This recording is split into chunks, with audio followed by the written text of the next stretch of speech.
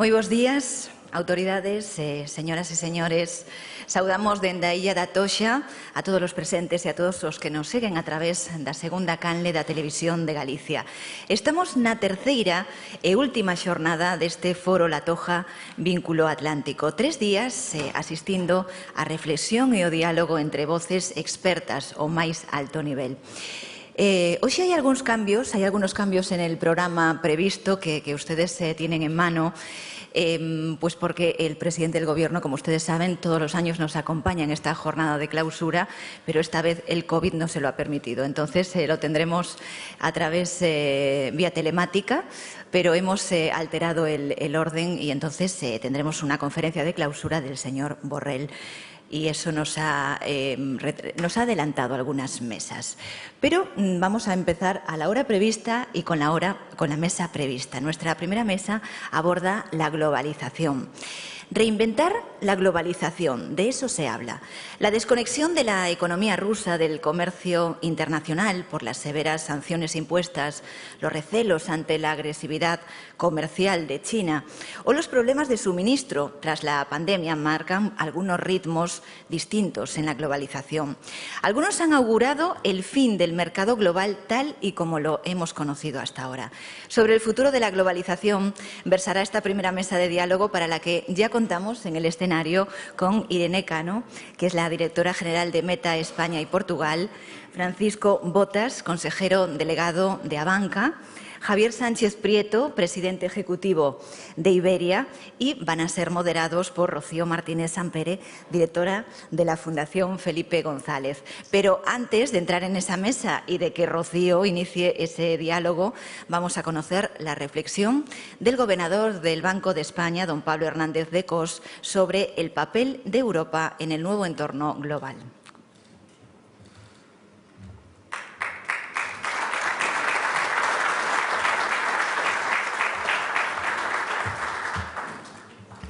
Bueno, muy buenos días y muchísimas gracias al Foro por invitarme una vez más a estar aquí. Un auténtico placer venir a Galicia.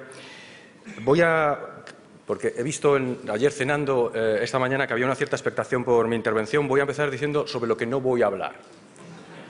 No voy a hablar de pacto de rentas, de ese pacto de rentas que llevamos defendiendo desde el Banco de España desde más o menos octubre del año pasado, como una necesidad para evitar una espiral inflacionista que haga más difícil la labor también de la política monetaria.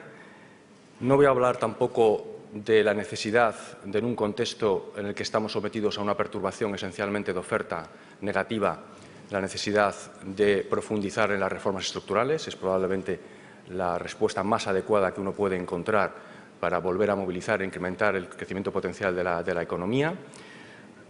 Tampoco voy a hablar de política fiscal y cuál debe ser el papel de la política presupuestaria en un entorno como el actual, absolutamente distinta del papel que jugó la política presupuestaria, debía jugar y jugó en el contexto de la pandemia, una política fiscal que en este contexto, como consecuencia de las presiones inflacionistas, por un lado, como consecuencia también de las dificultades en términos de alto endeudamiento público y elevado déficit estructural para nuestra economía, debe ser una política presupuestaria muy focalizada exclusivamente en los más vulnerables y con una naturaleza de carácter exclusivamente temporal, de tal manera que no se eche más leña al fuego de la inflación y tampoco se deteriore adicionalmente la sostenibilidad de las finanzas públicas.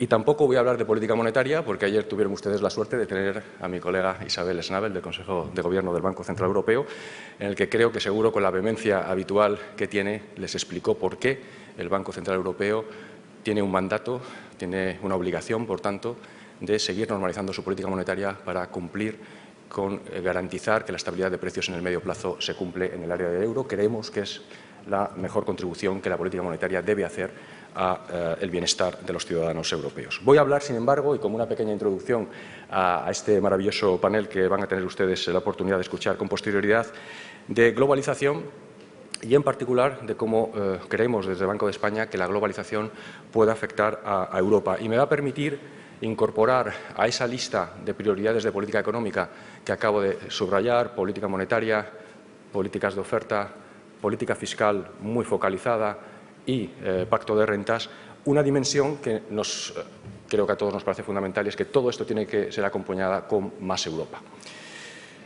Vamos a ver, quizá uno debería empezar preguntándose por qué organizamos un papel sobre el futuro de la globalización y probablemente también es bastante obvio, dado que hemos tenido dos eventos. Por una parte, la pandemia, ¿no?, que con todo lo que esto supuso en términos de las disrupciones que se generaron en las cadenas globales de valor, y más tarde la desgracia y el drama de la invasión rusa de Ucrania, que sabemos que puede afectar a los equilibrios geopolíticos tales como los conocíamos entonces. Y todo esto, en su conjunto, pues genera dudas, evidentemente, sobre cómo puede ser el futuro de las relaciones económicas internacionales. Esto per se ya sería relevante, sería interesante analizarlo, pero creo que, además, esta cuestión es particularmente importante para Europa. ¿Y por qué? Bueno, pues básicamente porque Europa ha jugado en las últimas décadas a básicamente abrir su economía. Es la economía más abierta, probablemente, al menos de las grandes jurisdicciones, y los datos son bastante elocuentes. Déjenme, por ejemplo, decirles que el peso del comercio exterior sobre el PIB, que es una métrica habitual que se utiliza, ¿no?, para medir el grado de apertura de las economías, en el año 2019, en el caso del área del euro, se situaba en el 54%. Son casi 20 puntos más de esa misma magnitud 2 décadas antes. Es casi o algo más del doble de la apertura comercial que tienen los Estados Unidos y, por ejemplo, déjeme darle también otra métrica, el peso de las cadenas globales de valor es 20 puntos porcentuales superior en el caso del área del euro que, por ejemplo, de nuevo, en el caso de los Estados Unidos, ¿no? Es evidente también que esta apertura ha supuesto durante muchos años una gran ventaja para Europa. Nos hemos beneficiado de menores precios de importación, de una mayor difusión tecnológica, en definitiva, de una mayor productividad, que es la que acaba generando esa mayor competencia internacional, pero también tenemos la sensación de que ha pasado a convertirse, como consecuencia de esos potenciales tendencias desglobalizadoras, se ha podido convertir en un elemento de vulnerabilidad. Y es esto a lo que quería dedicar mi intervención de hoy. Por una parte, a tratar de poner en evidencia esas vulnerabilidades, si es que existen, que las hay, y en segundo lugar, bueno, de ahí pasar a la parte más normativa que pensamos que puede hacer Europa para afrontar esta nueva situación. Bien, sobre las vulnerabilidades me van a permitir que subraye al menos 4, que realmente, cuando uno observa y analiza los datos, efectivamente Europa tiene en términos de un potencial entorno de desglobalización frente al proceso de globalización que hemos vivido. El primero, y más evidente, tiene que ver con la fuerte concentración de las importaciones europeas en unos pocos países exportadores de algunos productos concretos. Además, productos concretos, pero que tienen vital importancia. Y aquí la Comisión Europea realizó un ejercicio muy interesante en el que básicamente estima que 34 productos utilizados en la Unión Europea están muy expuestos a disrupciones de las cadenas globales de valor, dada, por una parte, la poca capacidad de diversificación y también de la poca sustitución que hay dentro de la Unión Europea. Y voy a poner algunos ejemplos que yo creo que son de sobra conocidos, pero creo que son también bastante elocuentes. En primer lugar, las importaciones de mercancías de la Unión Europea están muy concentradas en China, de donde provienen, como saben perfectamente, varios productos electrónicos, como ordenadores y dispositivos ópticos, cuya producción interna es claramente muy escasa. Esto es verdad que no es exclusivo de la Unión Europea. Se está produciendo algo que a mí me gusta mucho la expresión que utiliza el profesor Richard Baldwin, que es que China se está convirtiendo en la OPEP de los insumos industriales. Por ejemplo, China controla cerca de la mitad de la capacidad minera global de tierras raras y el 85% del refino de esas tierras raras. Y, por supuesto, este elevado peso de las importaciones chinas pues ya ha tenido algunas consecuencias relevantes para el sector manufacturero europeo. Por ejemplo, durante la pandemia, la disrupción de las cadenas globales de valor, en particular en China, pues acabaron provocando, de acuerdo con algunas estimaciones, una caída de la producción manufacturera del área del euro en el entorno del 7%. Es decir, estamos hablando ya de magnitudes reales, de efectos reales muy significativos en un momento particular del tiempo. El segundo ejemplo es que la Unión Europea es muy dependiente de terceros países también en la producción de semiconductores. Sabemos perfectamente que las empresas europeas toman parte en la manufactura de estos productos pero que este tomar parte se concentra casi exclusivamente en la parte inicial de la cadena de producción, proporcionando equipos de fabricación y materiales de alta pureza que se utilizan luego en la producción de los chips, pero sin embargo las empresas europeas representan una parte prácticamente insignificante de las que se encargan de otras fases críticas de los procesos productivos, como por ejemplo el diseño o el montaje de esos chips. Y además, aquí de nuevo se acaba produciendo una fuerte dependencia de los proveedores extranjeros. Casi el 80% de los proveedores de las empresas europeas de semiconductores tienen su sede fuera de la Unión Europea. Y el tercer ejemplo es el más conocido estos días, que es el que tiene que ver con nuestra dependencia de las importaciones de bienes energéticos. Y las cifras, de nuevo, son muy elocuentes. Tomando cifras, por ejemplo, del año 2020, la Unión Europea importaba el 60% de su energía. 4 países proporcionaban el 70% de las importaciones y, como saben también, alrededor del 40% provenían de Rusia. Las consecuencias, evidentemente, de esta concentración del aprovisionamiento, en particular de gas procedente de Rusia, pues no hace falta explicarlo estos días. Es importante también mirar algo hacia adelante. ¿Qué tendencias podemos observar en términos de esta mayor o menor dependencia de la Unión Europea en términos de sus importaciones, con algunas, digamos, de las políticas económicas que estamos persiguiendo, y además estamos persiguiendo por buenas razones en Europa, como son, por una parte, la lucha contra el cambio climático y, en segundo lugar, la digitalización? Y, en primer lugar, es cierto que la transición ecológica hacia una economía más verde implicará una fuerte reducción de la dependencia energética agregada, y la estimación es que, bueno, desde ese 60% actual que mencionaba con anterioridad, podríamos llegar al 10% en 2050 en un escenario de cero emisiones. Estas son, evidentemente, las buenas noticias, pero también es verdad que ese movimiento, esa transición hacia una economía verde, si le añadimos también el proceso de digitalización de la economía, sabemos que aumentará la necesidad de la Unión Europea de importar las llamadas materias primas críticas. Y estas son, por ejemplo, las tierras raras, de nuevo, el paladio o el cobalto, algunos de los ejemplos más concretos.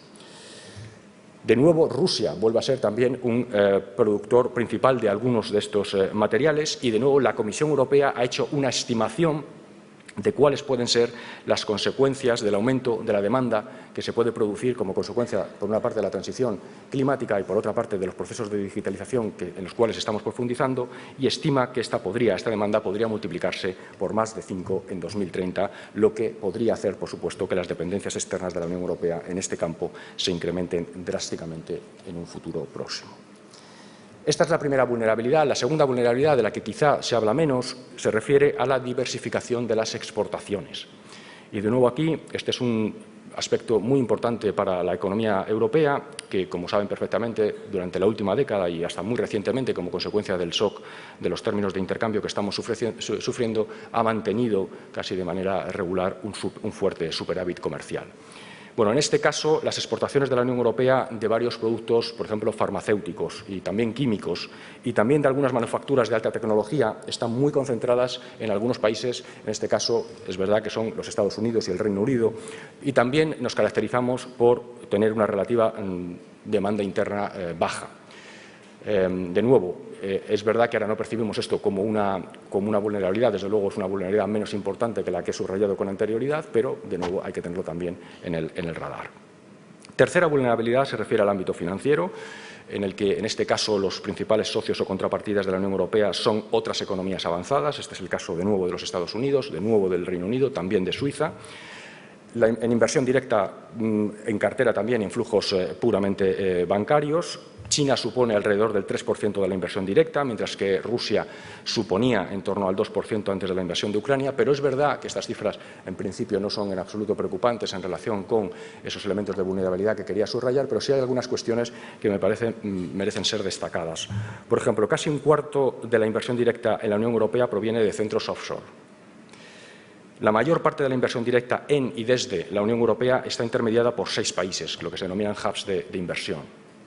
Y casi el 60% de los flujos de inversión directa proveniente del exterior se canaliza a través de entidades con cometidos especiales, los Special Purpose Vehicles o Entities, que se utilizan principalmente, como saben, por motivos fiscales o también de confidencialidad.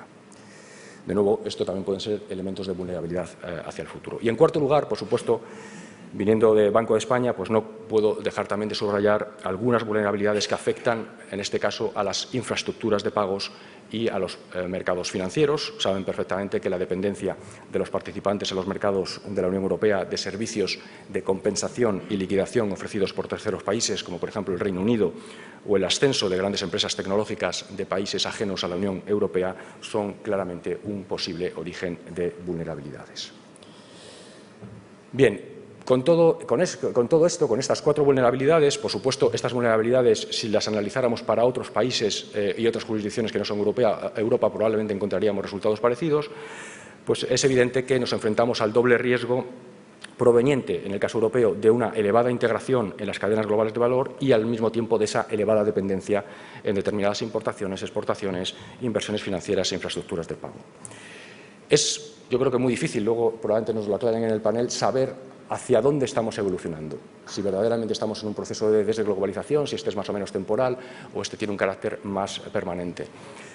Pero déjenme que recuerde algunas de las tendencias que empezamos a observar, ¿no? Y aquí me van a permitir una referencia a la presidenta Christine Lagarde, que en un discurso muy reciente de antes del verano, digamos que subrayaba estas potenciales tendencias como un movimiento desde, en primer lugar, desde la dependencia a la diversificación, en segundo lugar, de la eficiencia a la seguridad y, en tercer lugar, desde la globalización a la regionalización.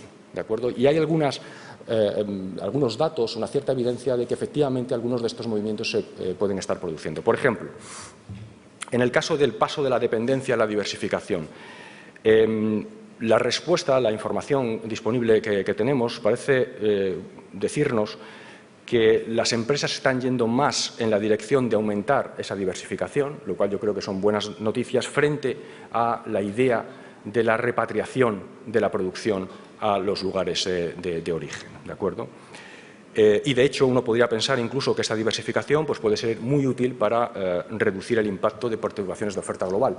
No quiere decir esto que no tenga consecuencias negativas. Si las empresas habían optado inicialmente por una serie de proveedores, era por una buena razón, probablemente porque eran más baratos, porque había elementos de eficiencia. Evidentemente, o sea, eso tendrá también algún elemento de coste, pero es verdad que podríamos ganar en términos de que las perturbaciones que sufrieran esos proveedores, pues evidentemente tengan un impacto menor en nuestras economías.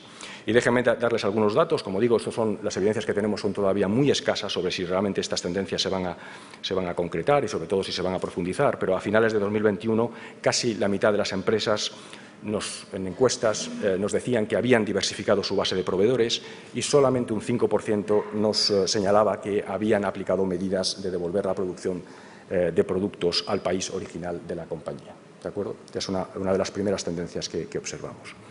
En segundo lugar, y por supuesto muy ligado con lo anterior, los países, China y Estados Unidos, lo más obvio, han empezado a poner el peso en la seguridad frente a la eficiencia, y este es el concepto, por ejemplo, de friendshoring como objetivo estratégico, que ya es un objetivo estratégico declarado en los Estados Unidos. En Europa también es el caso. Por ejemplo, déjenme mencionar este objetivo de la Unión Europea de doblar su peso en la producción global de semiconductores a un 20% en 2030. Y, además, esto no es solamente, digamos, las políticas públicas las que parecen ir en esta dirección, sino que las propias empresas están endogenizando en sus propias decisiones este tipo de cuestiones. De nuevo, cuando preguntamos a las empresas, en este caso las empresas alemanas, pues acerca del 40% de las empresas alemanas nos señalan que están intentando reducir su dependencia de inputs chinos. De nuevo, ¿cuáles son las potenciales consecuencias de este paso desde la eficiencia a la seguridad? Bueno, pues hay que reconocer que, de nuevo, tendrá unos ciertos costes en términos de menor capacidad de distribución de riesgos entre países y también de un aumento claro de los costes de transacción, bueno, en beneficio, por supuesto, probablemente de una mayor seguridad, ¿no? Pero ahí hay un trade-off en el que tendremos que trabajar en los próximos años.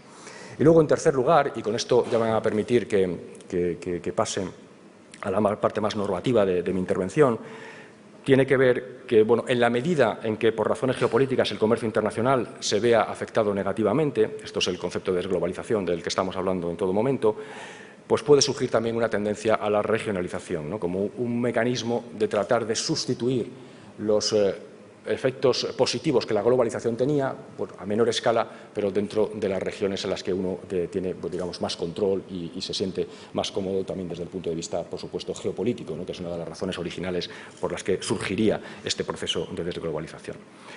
Y bueno, esta es un poco, de hecho, esta combinación de diversificación con ganar seguridad, mayor seguridad y también, y esto es el punto fuerte que quería subrayar, la regionalización debería ser uno de los elementos fundamentales, está siendo, creo, uno de los elementos fundamentales de la respuesta europea a todas estas vulnerabilidades, a estos riesgos, y la agenda de la autonomía estratégica abierta creo que es un buen ejemplo de ello.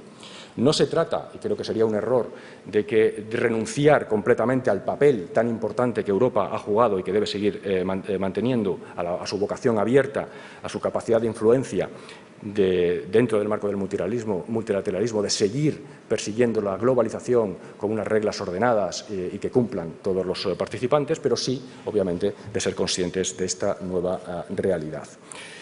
Como saben, en ese marco de la autonomía estratégica abierta se han propuesto esencialmente tres tipos de políticas para reducir las vulnerabilidades de la Unión Europea. Un primer conjunto de medidas tiene como objetivo evaluar las dependencias y las vulnerabilidades en las cadenas de suministro y aumentar la resiliencia del sistema industrial europeo, y algunos ejemplos quizás más evidentes, por ejemplo, la iniciativa REPowerEU. Un segundo conjunto de medidas, que creo que también es muy importante, tiene como objetivo proteger a los países de la Unión Europea de posibles comportamientos abusivos adoptados por terceras economías, comportamientos que sabemos todos que pueden estar relacionados con finalidades estratégicas o puramente políticas. Y en estas medidas se pretende, por ejemplo, monitorizar los flujos de inversión extranjera directa provenientes de terceros países y las destinadas también a limitar las acciones coercitivas a las que pueden verse sometidas las empresas europeas. Y una tercera clase de medidas tiene por objeto preservar la igualdad de condiciones a nivel internacional, compensando las desventajas competitivas a las que podrían enfrentarse las empresas de la Unión Europea debido a las políticas medioambientales y de ayudas estatales menos estrictas por terceros países. Y algunos ejemplos de esto pueden ser el mecanismo de ayuda en frontera por carbono, por poner solo uno de ellos, ¿no?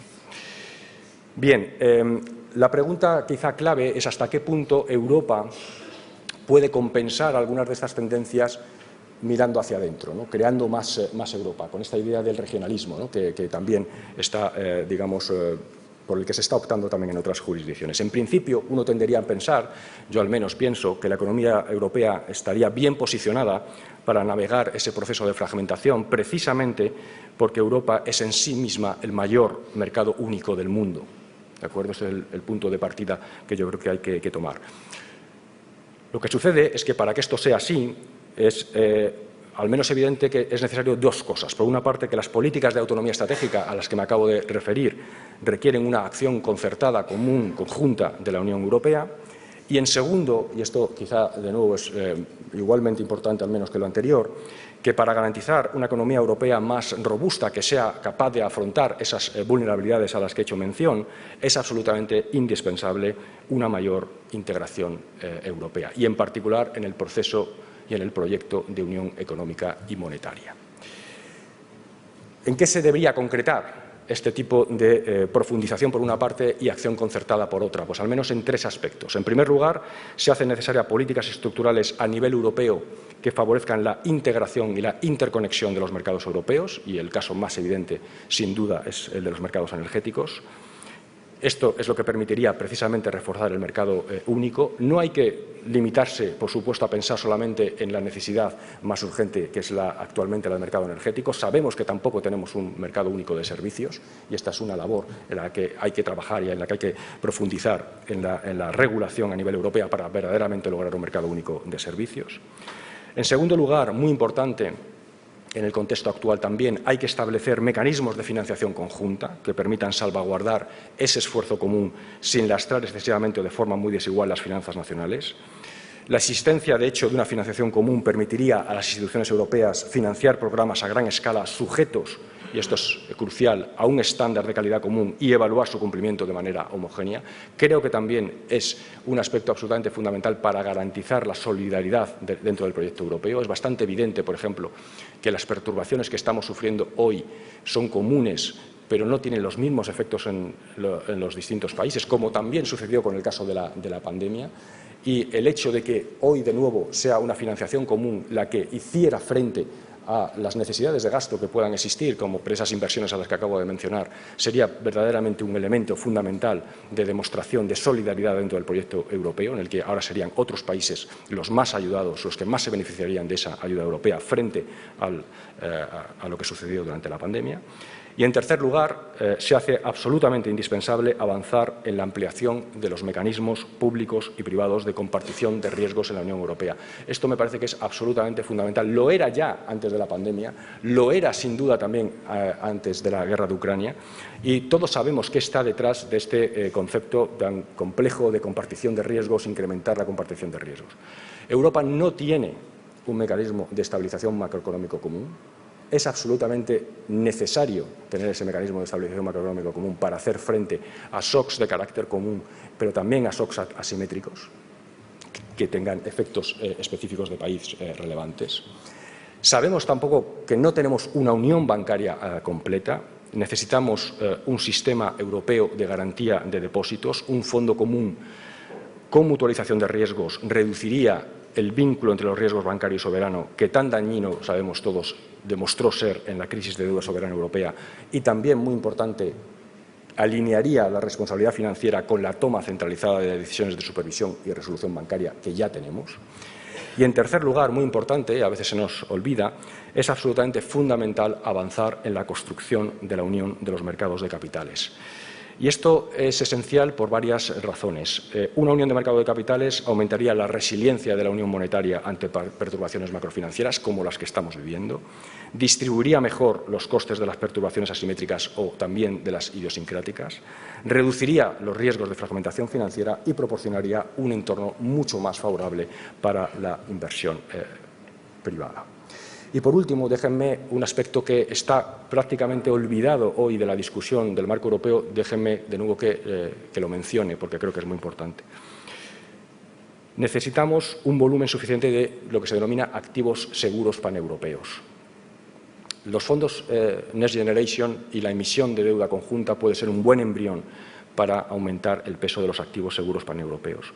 ¿Y por qué es importante un activo seguro paneuropeo? Un activo seguro paneuropeo se convertiría en una referencia común para los inversores, permitiendo que los precios de los valores de toda la unión monetaria reflejasen mucho mejor el riesgo de sus fundamentales, facilitaría el desarrollo y la integración de los mercados financieros del área, y los movimientos en busca de calidad crediticia ya no se producirían a través de flujos transfronterizos a los países considerados más seguros, y tendría también su reflejo en una mayor confianza de los inversores internacionales en el proyecto europeo, contribuyendo a potenciar el papel internacional del euro.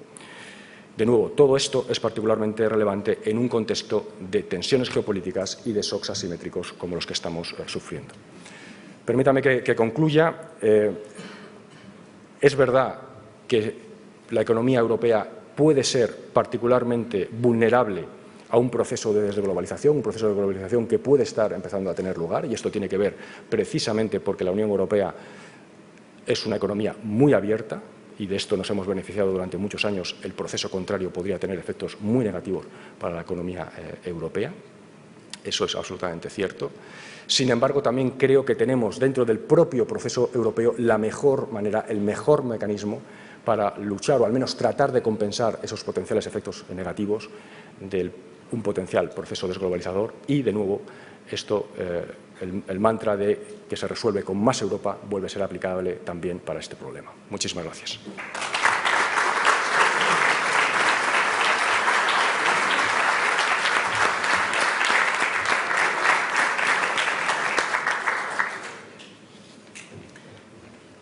Muchísimas gracias, gobernador. Es siempre un placer escuchar a alguien que habla con sosiego y rigor, porque no son bienes que abundan, ¿verdad? Y, por tanto, le agradecemos siempre sus palabras que nos hacen pensar y reflexionar. Y también muy buenos días a todos ustedes. Gracias una vez más a los organizadores del Foro La Toja, porque nos permiten, ¿no?, esta cita anual de reflexión, intercambio, de parar un poco y tratar de entender cosas, que siempre ayuda en esta vida, y a Mancio y a Marina, porque además nos tratan con un detalle y un mimo que es siempre de agradecer, ¿no? Para iniciar este panel que tenemos hoy con Paco, con Irene y con Javier sobre globalización, yo quería empezar, al contrario de lo que hace el gobernador, pues no haciendo caso a mi padre, ¿no? Que mi padre siempre desde pequeñita me dice, tú lo que no tienes nunca que hacer es mostrar tus debilidades en público. Y no le voy a hacer caso, seguramente él no me está escuchando hoy, así que no pasa nada, no se va a enterar. Porque la verdad es que igual es mi incapacidad personal, que puede ser también, tengámoslo en cuenta, pero si yo pienso que estamos en el año 22 planteándonos la desglobalización, o sea, cuando asumía, ¿no?, hace 10 años, para mí era una palabra implanteable. La globalización era simplemente una variable dada y lo que teníamos es que aprender a gobernar esta globalización, ¿no? Pero también pasa más en economía, ¿no? A mí, yo que estudié economía, incluso un posgrado, y trabajé en los mercados financieros, yo no sé en qué lugar del manual salía que podíamos vivir una época de tipos de intereses negativos sostenida. O dónde salía, o a mí me habían enseñado de pequeñita cuando estudiaba que las crisis eran primero un shock y luego un ajuste.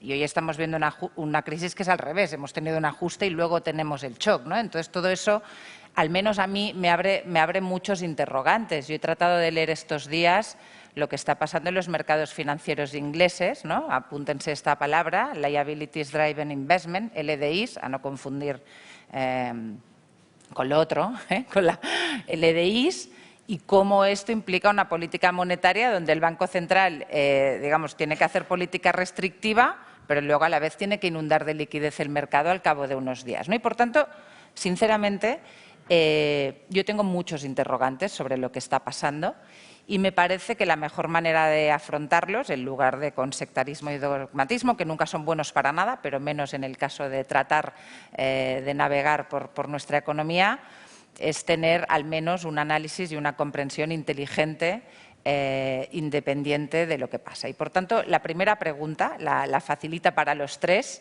es cómo veis el tema de la globalización y su futuro desde vuestros sectores. En el caso de Paco, obviamente, desde el punto de vista de los servicios financieros, ¿no?, que están, como sabemos, muy globalizados, y su otra cara de la moneda, que parece ser, digamos, esta desglobalización y este acortamiento de las cadenas de valor de los sectores industriales, pero si quieres esto lo vemos luego.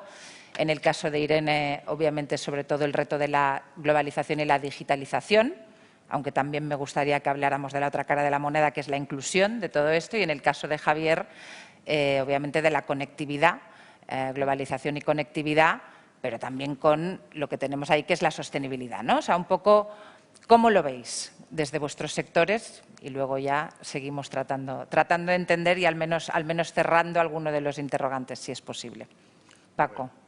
Bueno, Rocío, yo me sumo lo primero al agradecimiento a Josep Piqué y a Amancio por organizar este foro que es magnífico, ¿no? Bueno, hablar después del gobernador es una presión, pero bueno, me voy a atrever, ¿no? Y Rocío, los tipos ya están en positivo, después de mucho tiempo. Sí, ahora sí, pero mucho tiempo han durado. Entonces yo querría poner sobre la mesa 3 factores que creo que, bueno, un poco para retar y para que pensemos que podemos mejorar y que inciden inequívocamente en la globalización de las finanzas o de los flujos económicos que nosotros observamos, ¿no? El primero, y me gustaría matizar para que se entienda bien, lo dice una entidad que ha sido signataria fundadora en Naciones Unidas, pues, de los principios de la banca responsable, ¿no? Pero observamos con preocupación, ¿no?, las distintas velocidades que la descarbonización tiene en distintos lugares del mundo, ¿no?, en los distintos bloques que se han hablado estos días. Bueno, y eso incide clarísimamente en la competencia, en la competitividad de los países y, por supuesto, de las empresas. Ayer se comentaba en el panel de energía lo que cuesta de manera diferente la inversión en nuevas energías en Europa, en España y en Estados Unidos.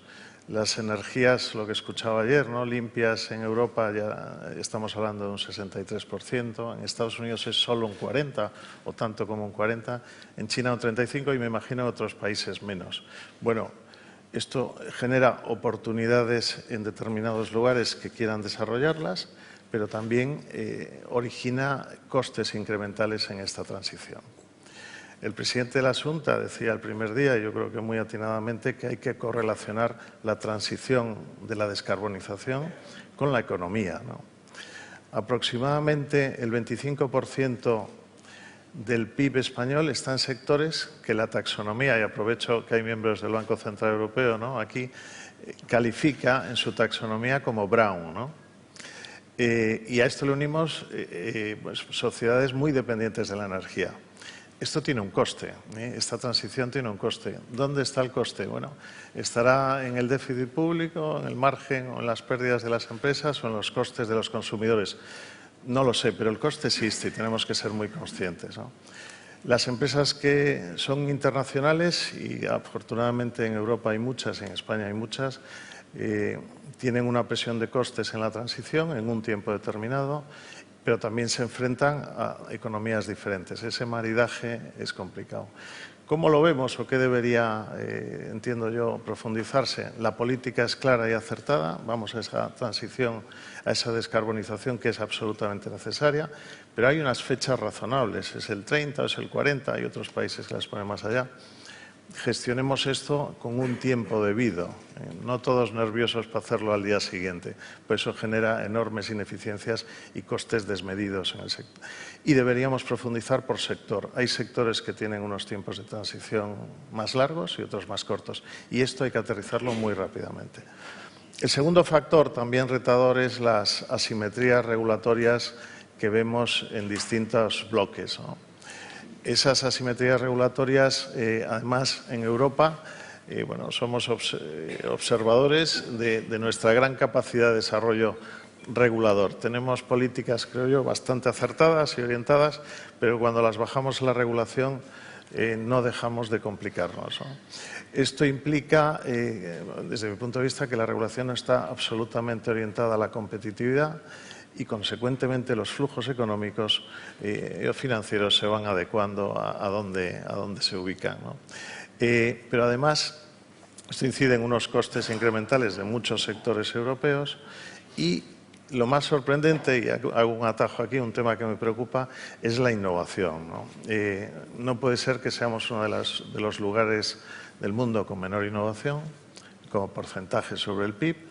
Hay otros, obviamente, que tienen menos, y hay una correlación inversa con la regulación, ¿no? Entonces, yo creo que esto es uno de los factores que deberíamos profundizar. Sin duda, la regulación en Europa es tremendamente positiva en ámbitos de derechos humanos, en ámbitos de protección, en los ámbitos digitales, que Irene sabe mucho más, de protección de datos, en fin, etcétera, etcétera. Pero no puede ser, por ejemplo, algún dato que he leído, que el 92% de los datos europeos estén ubicados en Estados Unidos, siendo un aliado, ¿no? Pero algo está pasando en la innovación local, ¿no? O que de las 15 primeras empresas mundiales digitales solo haya una europea y está en la parte baja del ranking, ¿no? Bueno, creo que no podemos ser una isla regulatoria. ¿Y qué creo que debería hacerse? Bueno, profundizar en las políticas, pero exigir que la regulación esté orientada a la competitividad de Europa y de sus empresas en un mundo más globalizado, ¿no? Y el tercer tema, que lo ha tocado con claridad el gobernador, es el tema de los suministros y las cadenas de valor. Yo creo que sí que se están ubicando o diversificando las cadenas de valor por necesidad en una primera etapa, y todas las empresas pues han reubicado sus fuentes de suministro, sus proveedores, pero por una necesidad, ¿no? Ahora, ¿qué va a pasar en la siguiente vuelta? Bueno, habrá el tema de seguridad que incidirá claramente en dónde ubicarla, si será cerca, y luego hay una presión de los consumidores y de la misma sostenibilidad, ¿no? La sostenibilidad tiene una visión global, pero los datos últimos dicen que el 74% de los consumidores prefiere el consumo y la implantación cercana, local, ¿no? Con lo cual, ¿qué van a hacer los flujos financieros? Bueno, se van a mover a los territorios más atractivos, en expectativas, pero esas expectativas se basan en hechos, ¿no? Y algunos de estos factores inciden. Los mercados van a seguir siendo globales, pero con una movilidad muy grande en función de los mercados geográficos. Y la banca minorista, que es la que está pegada al territorio y pegada a los clientes, lo decía muy bien el gobernador, no tenemos un mercado único europeo. Nosotros somos un ejemplo de una operación transfronteriza de las pocas que ha habido en Europa, en el mercado ibérico, y nos hemos encontrado no solo con la ausencia de un mercado del Fondo de Garantía de Depósitos, sino con regulaciones distintas, supervisiones no perfectamente alineadas, impuestos diferentes, culturas lógicamente diferentes, y si queremos ser globales y atender, y sin duda es un valor de una forma, digamos, más potente, con mayor calidad y con mayor profundidad, tenemos que empezar por construir ese mercado único en Europa, ¿no?, para poderlo extender más allá. Bueno, y me paro aquí, que hay un montón de temas. Seguiremos. Tú sabes lo que dicen, ¿no, Paco? Que Estados Unidos inventa, China produce y Europa regula. Esa es la geopolítica. A ver si lo cambiamos. Económica, hombre, claro. Irene. Pues sin ánimo de parecer naïf, porque yo creo que fui la última invitada a este panel, cuando me comentasteis que el tema era la globalización, dije, bueno, fácil, ¿no? Internet es un producto global desde su nacimiento, va a ser un panel relativamente fácil. A medida que ha ido avanzando el foro, he ido haciéndome un poco pequeñita, pensando, todo el mundo ha cubierto el contexto geopolítico, la incertidumbre económica, y voy a venir yo aquí a hablar del metaverso, los avatares y lo que mucha gente entiende como si fuese un juego casi de rol. Pero yo voy a intentar dar una pincelada sobre lo que creo que Internet ha aportado a la globalización y sobre todo lo que creo que va a aportar a partir de ahora, porque yo soy muy optimista en cuanto a hacia dónde va a evolucionar el mundo, porque hay un concepto que yo creo que no se ha tratado en este foro, que es el de las nuevas generaciones, que los seguimos llamando nuevas generaciones, pero son ya el 70% de la fuerza laboral mundial y piensan de una manera completamente distinta.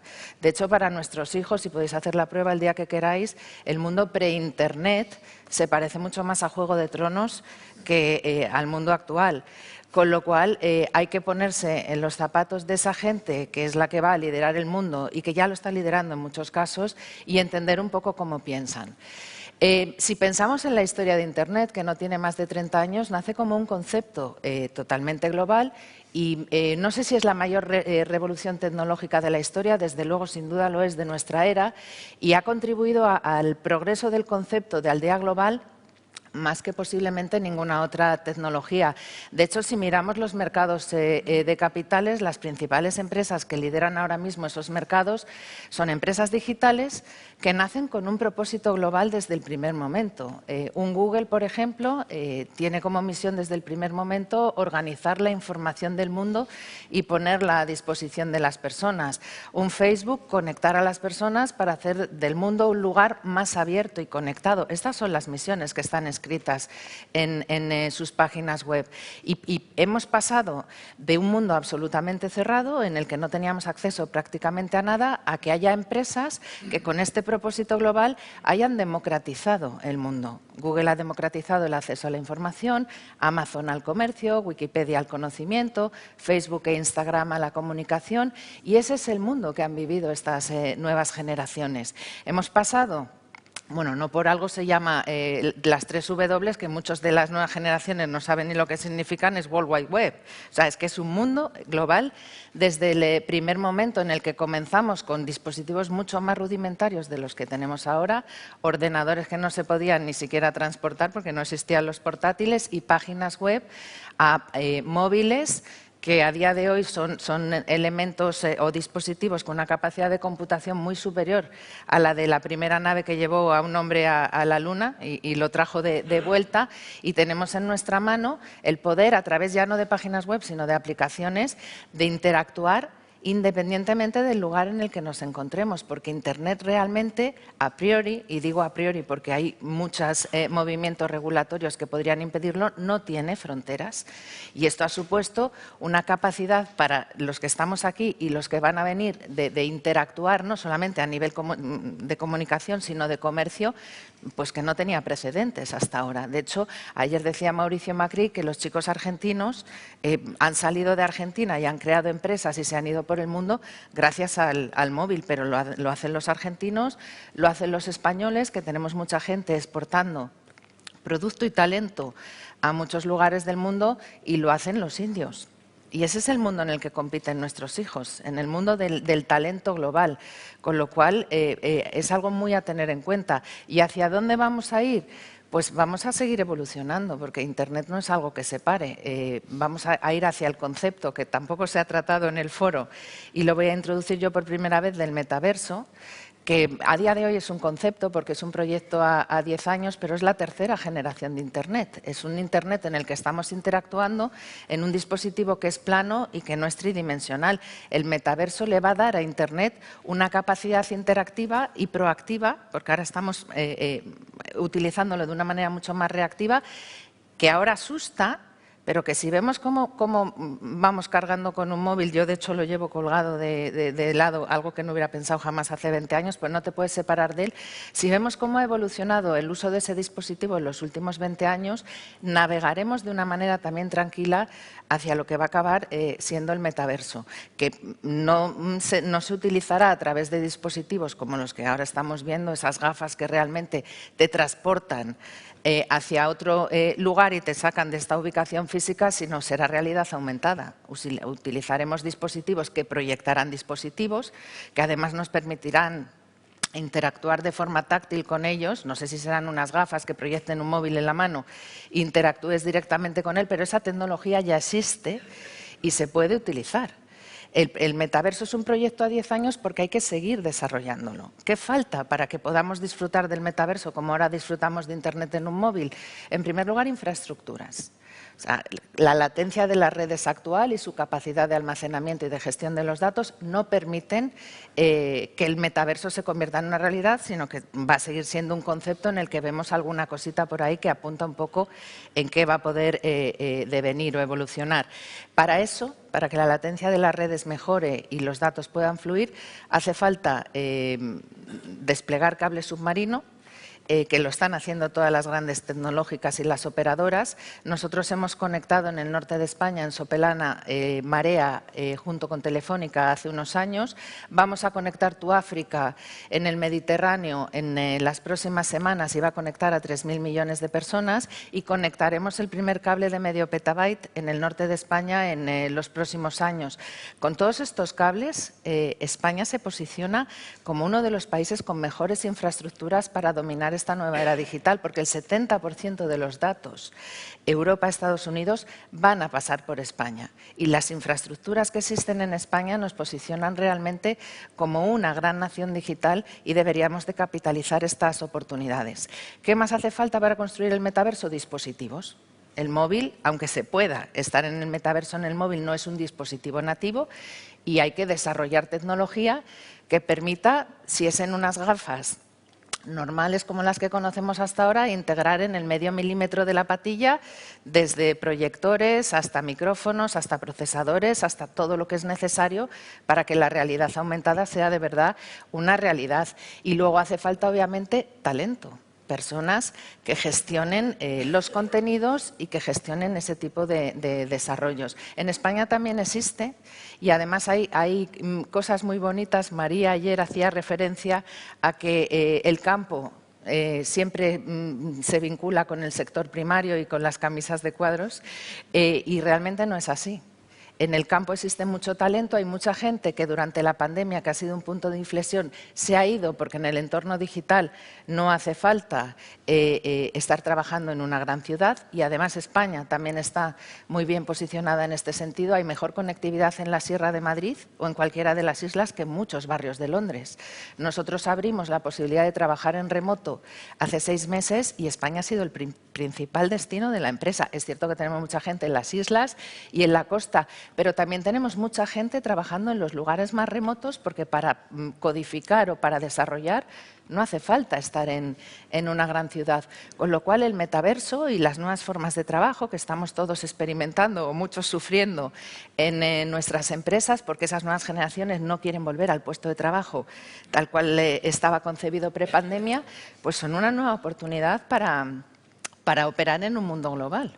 No solamente en la España vaciada, se puede trabajar en remoto desde cualquier país del mundo, porque la ubicación física, gracias a la tecnología, ya no es una barrera. Pues hala. ¡Hala! Javier. Pero podemos seguir viajando, ¿eh? Podemos seguir viajando, seguro. A ver, pues primero, como me uno al resto en el agradecimiento por haberme invitado en este foro, que creo que es fantástico. Rocío nos preguntaba por la globalización y el futuro, y esa pregunta es fácil de responder. en nuestros sectores. O sea, yo creo que desde el sector de las aerolíneas hemos contribuido de alguna manera también a la globalización y yo creo que todo lo que estaba contándonos Irene de alguna manera es compatible porque tiene que ver con lo que llamamos nuevas generaciones, que ya no son nuevas generaciones. Nuestros hijos viajan y van a viajar más que viajábamos nosotros e infinitamente más que viajaban nuestros padres. Y eso va a seguir siendo así y eso es positivo. Y yo creo que, evidentemente, Internet y el desarrollo de Internet va a seguir abriendo ventanas para que todo el mundo pueda tener más oportunidades laborales, pero también tenga más oportunidades o más ganas de visitar y de viajar. Ahí, en la reflexión que hacía el gobernador del Banco de España, hablábamos mucho de Europa, ¿no? Y hablábamos de cómo Europa tiene que jugar un papel global y yo creo que eso es evidentemente así. Yo estaba pensando, como yo soy muy futbolero, estaba haciendo un paralelismo con el fútbol y estaba pensando, sí, esto es saber si vamos a tener Superliga o no vamos a tener Superliga, ¿no? Y tenemos un montón de reguladores que son, pues sí, al final son los directivos, son los que se ocupan de que tengamos buenos jugadores y que luego también pues el césped esté bien, ¿no? Y eso es una cuestión pública, ¿no? Pero luego el partido hay que jugarlo. Y yo en ese partido que hay que jugar creo que España o las distintas industrias tenemos muchas vulnerabilidades, pero tenemos muchas oportunidades también. Yo, de las cosas que hablaba el gobernador, quería hacer referencia a algunas de las vulnerabilidades que yo veo en nuestro sector, llevándolo por extensión al turismo. O sea, esto algunos me lo habéis oído decir muchas veces, pero no me canso de repetirlo. O sea, España es el segundo país más visitado del mundo, de todo el mundo. En España, el 80%, más del 80% de los visitantes nos visitan por avión, vienen en un avión. En el mundo eso es el 55%. Y es porque España es una península que es como una isla, que tiene además dos archipiélagos, que los Pirineos no son muy altos, pero son muy anchos, y entonces la conectividad aquí es por avión. Entonces, nosotros aquí nos enfrentamos a una serie de retos que no tienen el resto. O sea, es decir, una de las cosas que a mí me parece que nos pasa cuando pensamos en Europa es que no somos plenamente conscientes de las asimetrías que hay en Europa. Y hablando de algunos de los retos, por ejemplo, la transición ecológica y el papel de Europa, que Paco también hacía referencia. Claro, es que todos estamos de acuerdo, creo que aquí los que nos escuchan, en la necesidad de la transición ecológica. Pero también creo que todos coincidiremos en que tiene que ser un proceso ordenado y equilibrado. Es un proceso que puede tener un impacto asimétrico sobre un país como España. El otro día la Asociación de Líneas Aéreas presentaba un informe con Deloitte y decía, claro, es que en el año 2030 la aplicación del Fit for 55, tal y como está escrito ahora, supone que en España vengan 11 millones menos de turistas, supone un impacto de entre 3.000 millones de euros. Y decía Paco, eso lo paga alguien. Luego hay una transferencia de rentas que todos sabemos, bueno, no sabemos muy bien todos cómo funciona, pero eso lo paga alguien. O sea, eso sale de más déficit público, eso sale de que los ciudadanos dispongan de menos renta, eso lo paga alguien al final. Y es un tipo de partida y un tipo de vulnerabilidad que nosotros, como país, creo que no nos podemos permitir. Porque yo sigo pensando, a lo mejor es porque me gano la vida de esto, ¿no? Pero yo sigo pensando que el turismo sigue siendo una gran oportunidad. Porque en este tablero global en el que nos movemos, y ahora me voy a referir a la política industrial europea también como otro área de riesgo, Europa se está convirtiendo en el museo del mundo. O sea, en Europa nos hemos caído del caballo con la pandemia y nos hemos dado cuenta que no éramos capaces de fabricar mascarillas ni respiradores. Pero eso es fruto de una política industrial. O sea, eso no es una cosa que haya pasado de un día para otro, lo que nos hemos dado cuenta en ese momento, ¿no? Y yo espero que en este momento en el que se están repartiendo las cartas, no hay muchos momentos en la historia en los que se repartan las cartas. Ahora, o sea, normalmente estás jugando una partida, pero ahora se están repartiendo las cartas, nosotros nos demos cuenta de eso. Y quería poner un ejemplo que también es muy cercano a nosotros, ¿no? Y es todo el tema de nuestra operación con Air Europa y el desarrollo del Hub de Madrid. Aparte de que, bueno, evidentemente restemos toda la parte de que empresarialmente es una cosa positiva y todo eso. Pero es que estamos jugando una partida global, donde si nosotros estamos bien conectados, la gente vendrá a España. Si no estamos bien conectados, irá a otro sitio. Es tan sencillo como eso. O sea, el mundo hoy es global y alguien se mete en Internet y se mete en un buscador y mira dónde hay vuelos. Entonces, el otro día leía que hasta el año, ahora no me voy a acordar, no me acuerdo si era el 2030 o el 2050, 2.600 millones de personas en Asia se van a incorporar a la clase media alta. Hoy en día, los hubs del sur de Europa, no voy a hablar solo de Madrid, voy a hablar de Lisboa, voy a hablar de Roma, tienen solamente un 5% de los asientos que se dirigen hacia Asia. Mientras que en los hubs europeos, el norte de Europa, pues no sé, Frankfurt, Londres, París, eso es el 35, el 40%. Entonces, tenemos una política industrial que ha estado muy gobernada, por decirlo así, por competencia. Entonces, estamos en ese partido que yo decía antes que tenemos que jugar, no le estamos dejando a nuestros jugadores que jueguen. No estamos teniendo, o sea, estamos diciendo, a ver, no voy a hablar de Europa, pero estamos hablando de Alstom, Siemens, estamos hablando de competidores globales que no dejamos que compitan en un tablero global. Estamos hablando de la sostenibilidad, un dato que también leía el otro día. En el año 2050 solo el 20% de las emisiones van a estar en Europa. O sea, está muy bien que defendamos el modelo europeo y está muy bien que digamos, tratemos de ser un poco un ejemplo en muchas de estas cosas, pero creo que tenemos que ser un poquito inteligentes también. En el sentido, ¿cómo hacemos esto? Porque no tiene mucho sentido que reduzcamos a la mitad las emisiones en Europa, porque no estaremos teniendo un impacto a nivel global. Entonces, a ver, yo creo que, por dejarlo ahí, yo creo que hay... Esos son algunos de los retos a los que creo que nos enfrentamos. Yo creo que también hay oportunidades, insisto, en esta partida que se están dando las cartas de nuevo. Yo creo que hay oportunidades para España y, bueno, luego si tenemos tiempo hablaremos de las oportunidades para quedarnos con buen sabor de boca. Pero creo que tenemos que ser muy conscientes de lo vulnerables que somos en este momento. No, pero retomemos este tema de las oportunidades, que me interesa, porque yo ya, y les he hecho el disclaimer al inicio, o sea, yo estoy llena de interrogantes, pero a mí me ha parecido que el gobernador ponía algunos interrogantes sobre la globalización, es decir, no ha dicho datos, pero ha apuntado tendencias de que puede ser que que vayamos a una desglobalización. A mí me gusta más llamarle reglobalización, ¿no? Que tiene un poco de regionalización, de acortamiento de ciertas cadenas de valor. Seguramente vamos por ahí y, en cambio, ha puesto, digamos, mucho énfasis y mucha fe en este más Europa, ¿no? Y Europa como espacio de solución de muchas de estas cosas.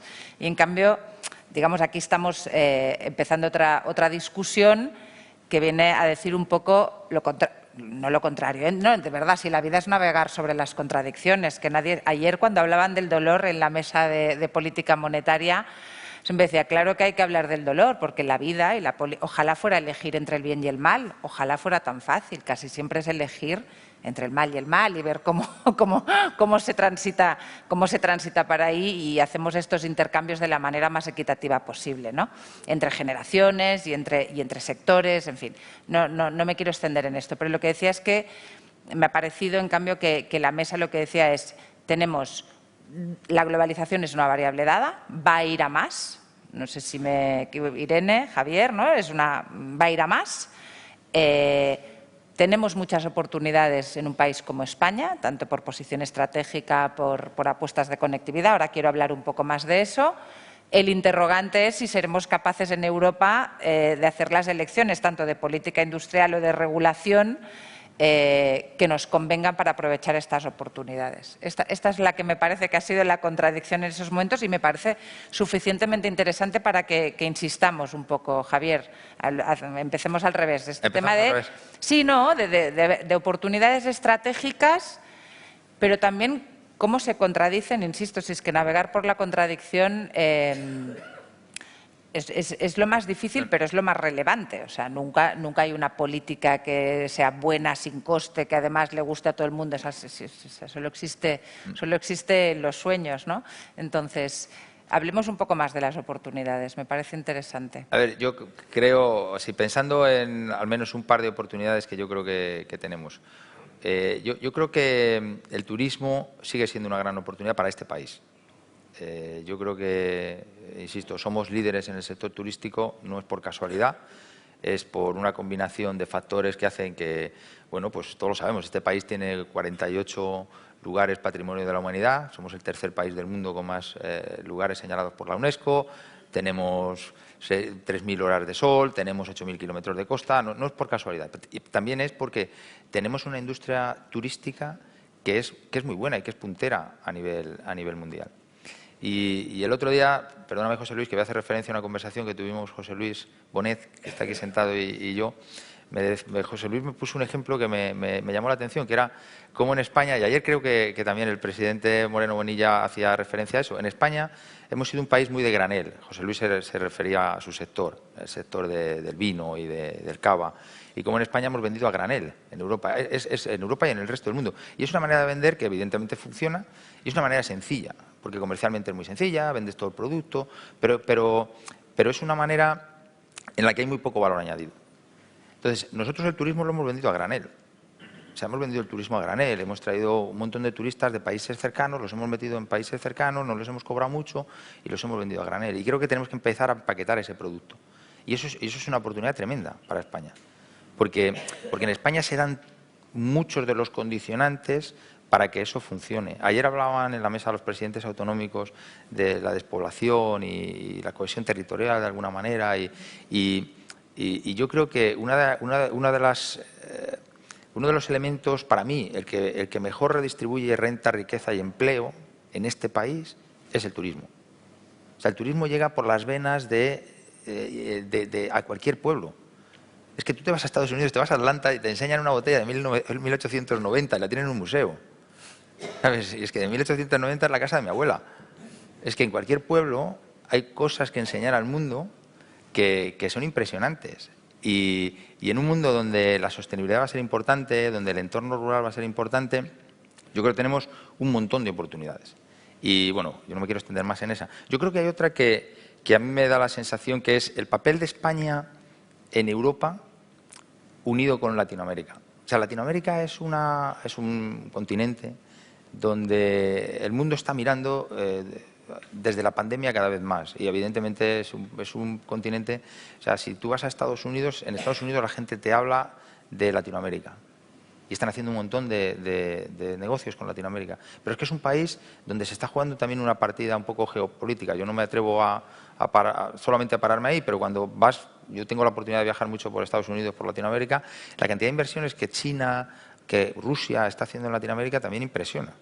Entonces, yo creo que en España tenemos una oportunidad de ganar peso en Europa porque somos los más cercanos a Latinoamérica. O sea, Londres no es un hub que se creara. Yo creo que Londres se creó por la cercanía que tenían los americanos porque hablaban bien inglés. Y entonces les permitía hacer negocios con la Europa continental. Yo no quiero simplificar las cosas, ¿no? Pero yo creo que ese papel lo podemos jugar nosotros. Europa vive de espaldas a Latinoamérica y podemos darle la vuelta. Como hemos dado la vuelta a las ciudades, a los puertos, pues podemos darle la vuelta a Europa y que empiece a mirar más a Latinoamérica, que es un continente que tiene muchas oportunidades y donde yo creo que España puede jugar un papel fundamental. 2 oportunidades, no está mal. Bueno, no, muy bien. Irene. Yo creo que el aporte o la aportación que puede hacer la economía digital al progreso de cualquier país, pero al progreso también del mundo a nivel global es indiscutible. El Banco Mundial dice que la contribución de la economía digital al PIB es ya el 15,5%. En España estamos por encima de esa cifra, pero lo que permite el entorno digital a cualquier persona es poder crear un negocio con unas barreras de entrada infinitamente inferiores que las que existen en el mundo físico, porque al final tú puedes dar a conocer tu producto muchísimo más allá de tus límites geográficos, y no hablo solamente de las fronteras del país. Puedes vender entre autonomías de una manera mucho más sencilla de lo que logísticamente se hacía previamente a la existencia de la era digital. Y hablo de dar a conocer desde el punto de vista también del marketing y de la comunicación, porque antes eso estaba reservado para grandes empresas que podían pagarlo porque atesorar ese conocimiento es complicadísimo. Entonces, obviamente, la forma de democratizar el comercio y las oportunidades económicas que tiene el entorno digital es infinita. Y si además tenemos en cuenta que en España estamos muy bien posicionados para los próximos 10 años, es un país en el que el progreso digital se está apostando además por el progreso digital, va a ser exponencial en los próximos años, pues yo creo que las oportunidades están ahí y creo que lo he dejado claro en mi primera intervención. Voy a ir al revés que la mesa, voy a los retos. ¿Vamos a chocar? ¿Que vamos a chocar? Voy al revés, sí. Y os lo iba a preguntar luego, pero Retos, venga. Retos. El primero de ellos, el 50% de los empleos de dentro de, bueno, estas estadísticas hay quien dice 5, quien dice 10, del futuro, no existen hoy en día. Y hay sitios en los que la gente se está preparando para ellos. Porque prepararse para ello no es estudiar realmente algo para lo que no sabes cómo va a evolucionar, pero sí formar a la gente en la capacidad de gestionar esa incertidumbre, ese riesgo, arriesgarse, innovar, como decía Paco antes, y en España la educación prepara para un mundo que no existe. Estamos haciendo pequeños avances, pero realmente el modelo no funciona como tal y muchas veces estamos teniendo que importar talento. Lo estamos haciendo y ese talento se va a convertir en referente para nuestros hijos, pero que nuestros hijos no quieran estudiar disciplinas STEM y que como no las quieran estudiar las universidades que intentan competir no las ofrezcan como tal porque no hay alumnado para ello y que los egresados al final sean en carreras con una empleabilidad de menos 500 a nivel nacional, como por ejemplo es periodismo o alguna que otra carrera, pues realmente tiene muy poco sentido si me remito a lo que dije en mi primera intervención de que nuestros hijos compiten en un mundo donde el talento es global. Y en países menos desarrollados, o a mí me gusta poco ese concepto, menos afortunados o privilegiados de este en el que nosotros vivimos, esas generaciones que se están incorporando al entorno laboral son las mejores. Son gente brillante que está becada por las principales universidades y es la gente con la que va a competir nuestros hijos. Con lo cual, esa me parece la primera amenaza.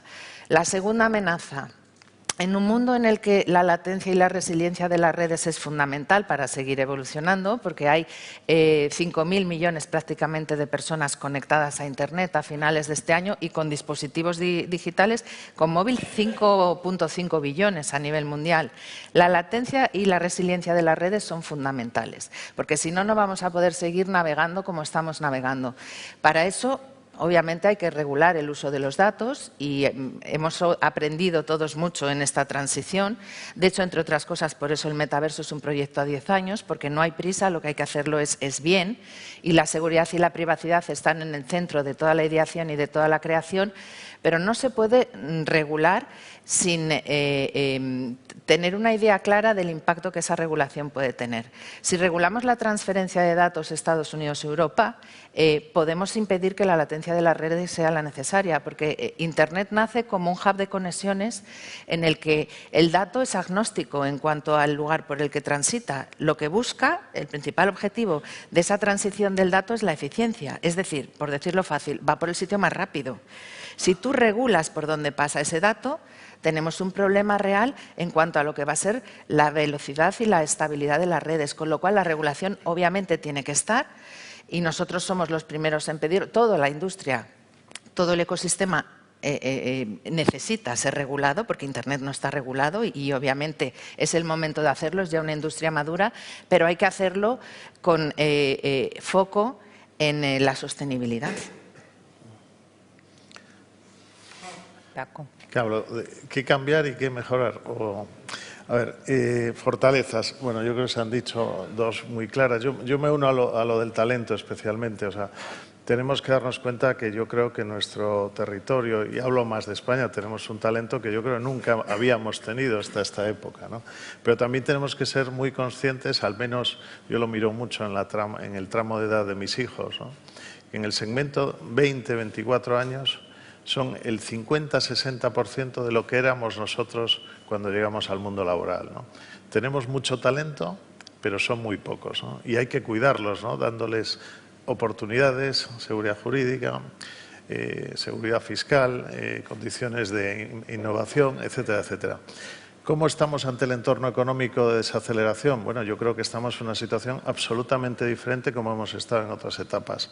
El sector privado, tanto empresarial como los consumidores, se han desapalancado muchísimo durante estos años y llegamos a una desaceleración muy preparados, ¿no?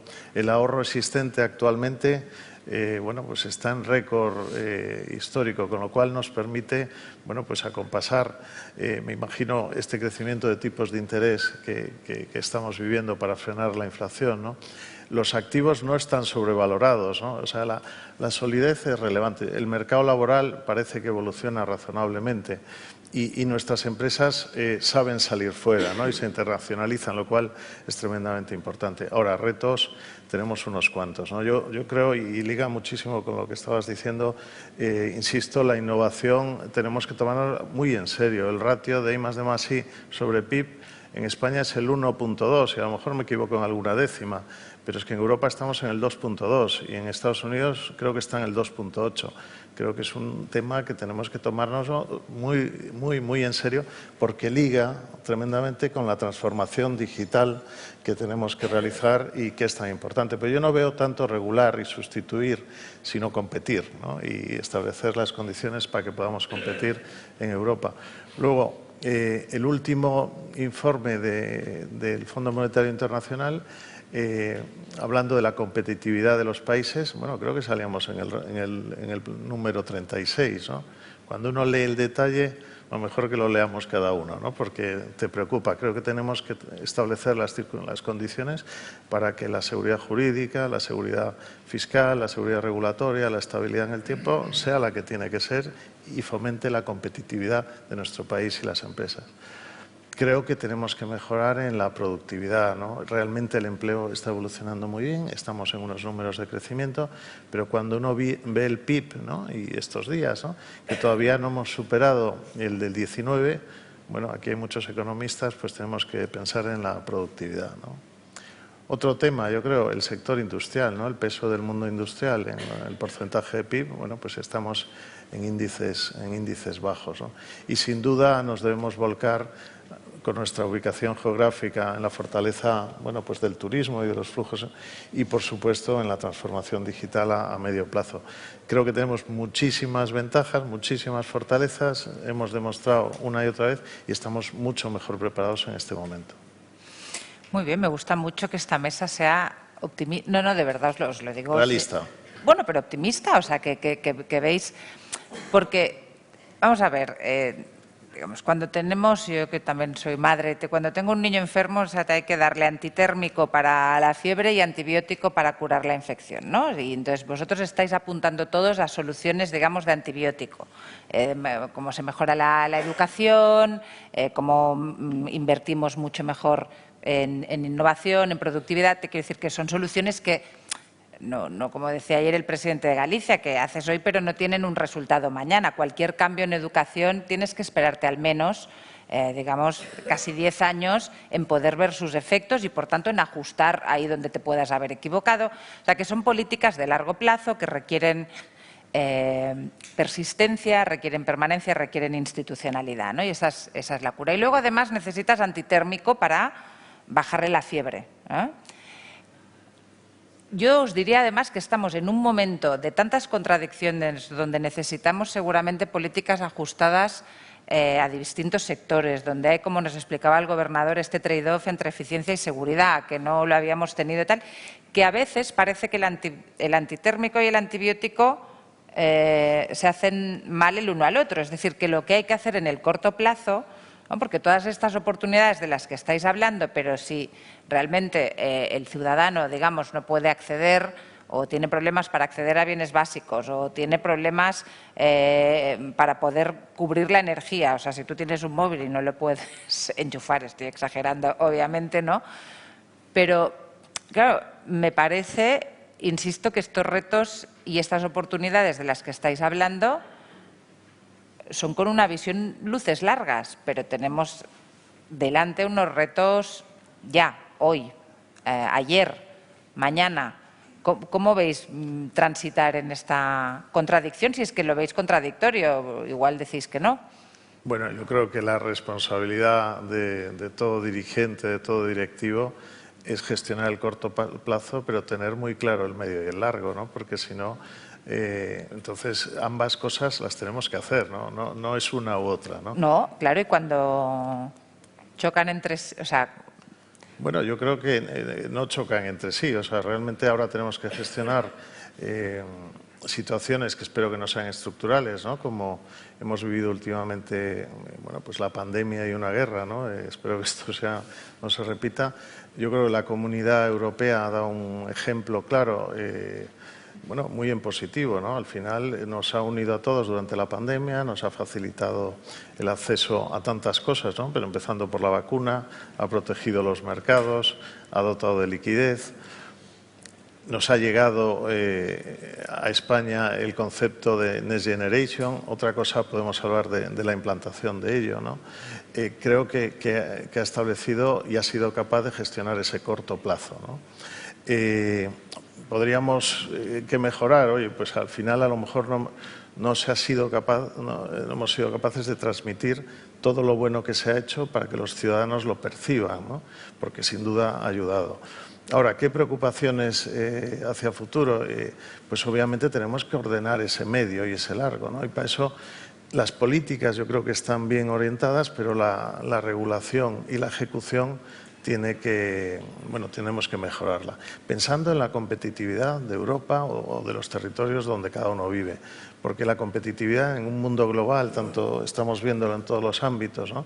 Especialmente en el financiero, solo va a entender de expectativas que al final se traducen en valoraciones de activos, en inversiones, y estamos viendo que las valoraciones de activos en Europa pues no son tan buenas como otros lugares, ¿no? O las expectativas, y eso te lleva pues a mover los flujos en un sentido u otro. Entonces, bueno, yo creo que hay que compaginar el corto y el largo, y es la responsabilidad inequívoca de cualquier dirigente, ¿no? Sí, no, lo es. Yo lo único que digo es que no es tan evidente en estos momentos. Irene. Pues yo no puedo estar más de acuerdo con él. Creo que la responsabilidad de cualquier directivo en estos momentos es gestionar el corto con una visión de futuro. Y en esa gestión del corto hay que ser pragmáticos y no catastrofistas. Hay que enfocarse en aquellas cosas accionables y intentar minimizar el impacto de aquellas variables que se escapan a nuestra capacidad de gestionar. Y en ese sentido, has dicho antes que vamos a tardar 10 años si empezamos ahora a modificar el modelo educativo en ver los resultados. Yo creo que hay grados de 3 años y de 4 años y formación profesional, que es algo imprescindible. No todo el mundo tiene por qué pasar por la universidad para trabajar, ni estudiar las disciplinas actuales para trabajar en ese mercado tan incierto de futuro en el que digo que muchas profesiones las desconocemos. Se puede empezar porque ya hay formadores que pueden impartir esa formación, esas disciplinas desde ya, sabiendo exactamente que hay proyectos que se están construyendo que van a contribuir a la economía mundial en los próximos 10 años de manera indiscutible. Entonces, creo que hay que ir accionando palancas que estén en nuestras manos, invirtiendo aquellos que puedan, obviamente, en infraestructuras de futuro, en talento de futuro y pues eso, en futuro para todos, nunca mejor dicho. Pero yo creo que hay variables que se escapan a nuestra capacidad de gestionar, que no pueden condicionar nuestro día a día o que por lo menos no lo pueden condicionar totalmente. Yo siempre digo que hay que maximizar lo bueno y minimizar lo malo. Y esa debería de ser la forma de gestionar en este contexto de incertidumbre. Javier. A ver, yo diría en lo que dices del paracetamol y eso. Yo creo que en el turismo lo hemos vuelto a hacer. O sea, lo hemos vuelto a hacer. En el año 2008 lo hicimos y lo hemos vuelto a hacer. Si miramos las cifras de julio, el número de visitantes en España en el mes de julio, que es 9,1 millones, está solamente un 8% por debajo de julio de 2019. En enero estábamos en el menos 41. Yo no quiero hacer predicciones, pero bueno, si haces una regla de 3 simple, podemos acabar por encima de 75 millones este año. Y en términos de ingreso, que bueno, fueron 82 millones en el año 2019, en términos de ingresos estuvieron por encima de los 80.000 millones. Yo creo que vamos a estar incluso más cerca que en términos de visitantes. Entonces, ya lo estamos haciendo. O sea, yo creo que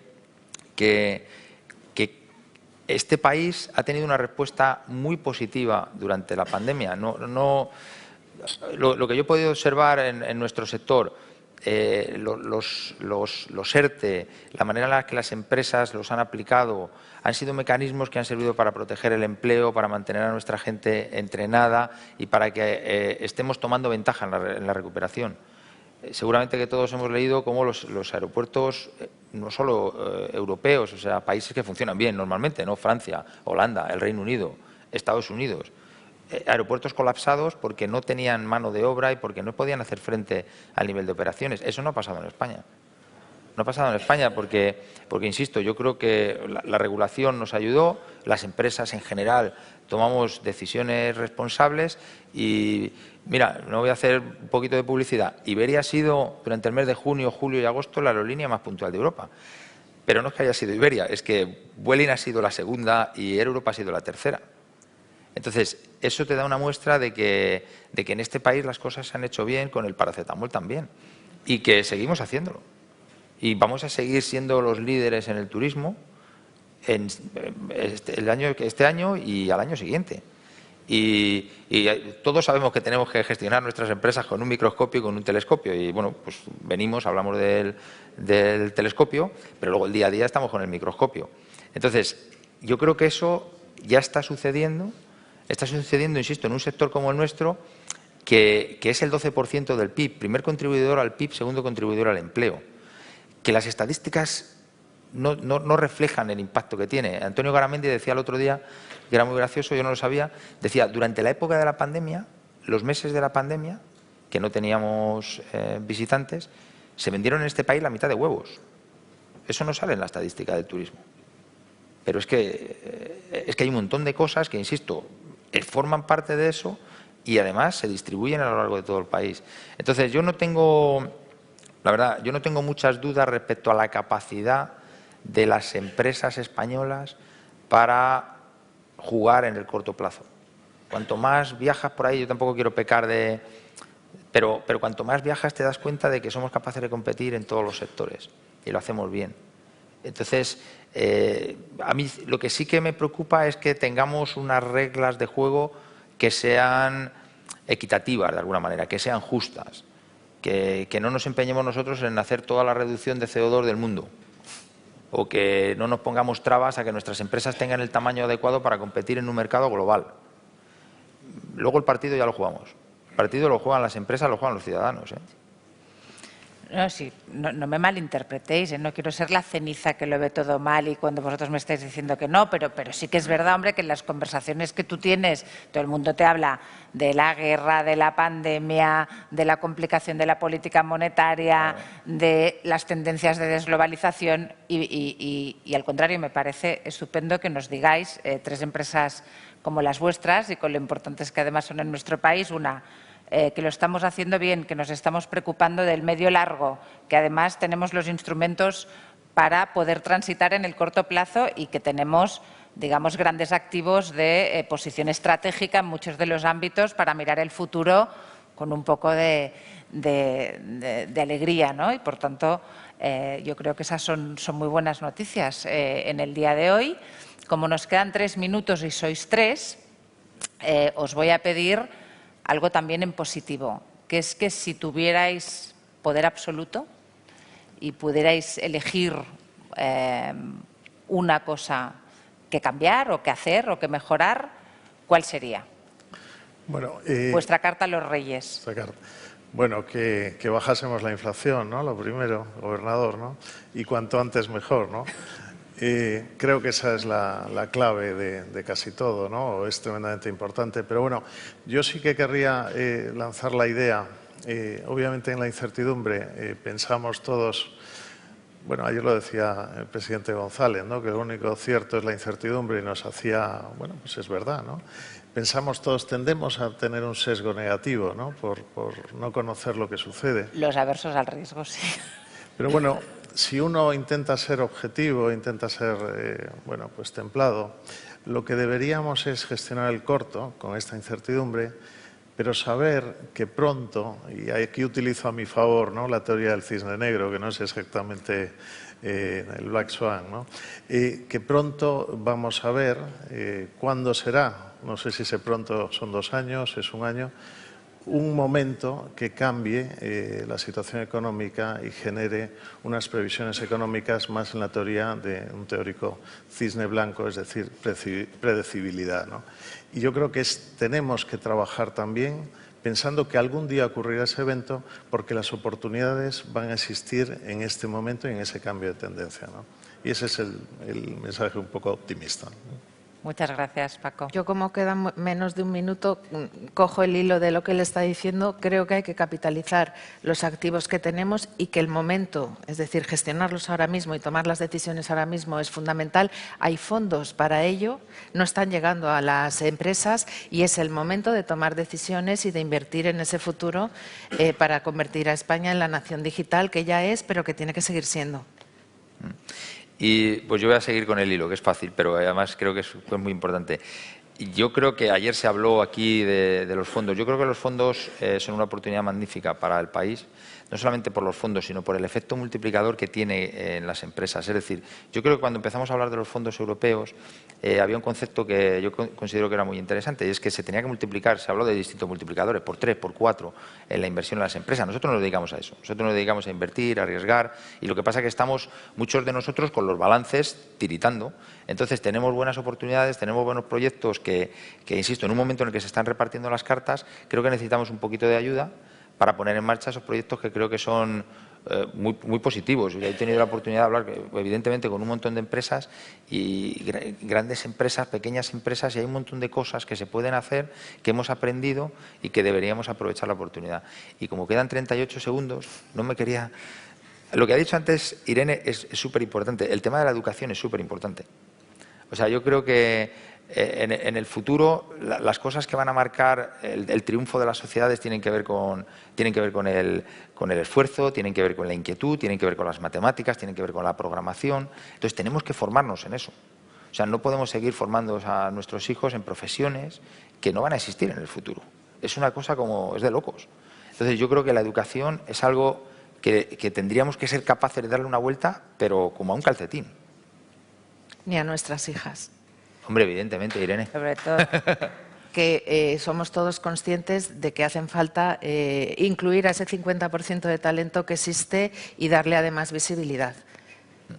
Totalmente. Absolutamente. Así que vamos a ver educación, inflación baja, inversión y creer en nuestras oportunidades. Pues ya tenemos un plan. Así que muchas gracias a todos ustedes por atendernos. Gracias.